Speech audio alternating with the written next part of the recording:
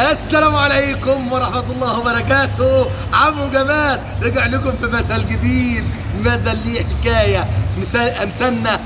أمثالنا عربية شعبية مصرية. أمثالنا ليك أجمل هدية، أمثالنا ليها حكاية، ليها رواية.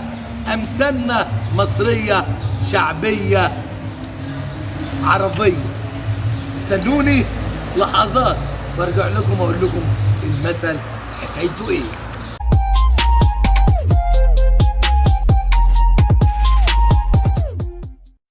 رجعت لكم تاني ومثلنا بيقول حميها حراميها، ومش قصدي اي حاجه، ده مثل اتقال زمان في عصر الحكم العثماني في بغداد.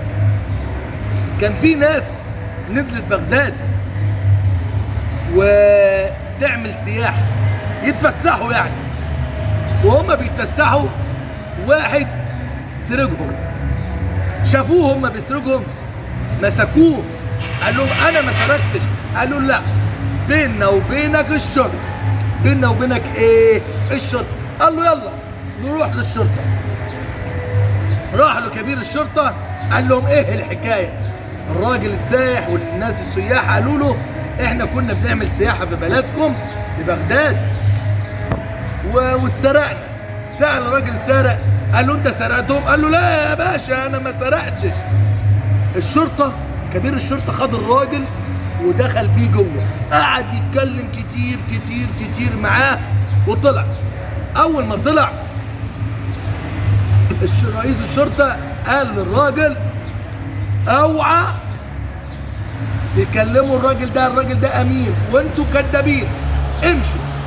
حضر الموقف ده واحد من بغداد من اهل العراق وقال للراجل الحرامي انا الناس دي ضيوف عندنا، رجع لهم الفلوس وانا ادي الفلوس دي 5 مرات. قال له 5 مرات؟ قال له والله ترجعها عشان الناس دي ضيوف وانا اديك 5 مرات. قال له والله العظيم انا ما اقدر ارجعها.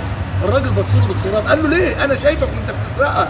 قال له لا انا سرقتها وكنت هرجعها للناس، بس والله كبير الشرطه قال لي لو قلت اللي انت سرقتها هموتك وهنعدمك.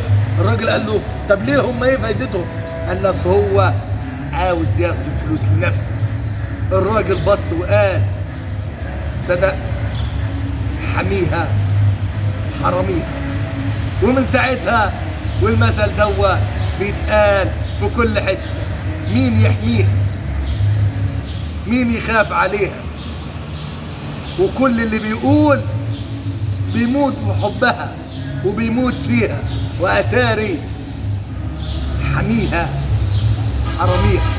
استنونا في مثل جديد وليه حكايه وليه روايه. ما تنسوش تفعلوا الجرس، شاركوا القناه ودعم. والسلام عليكم.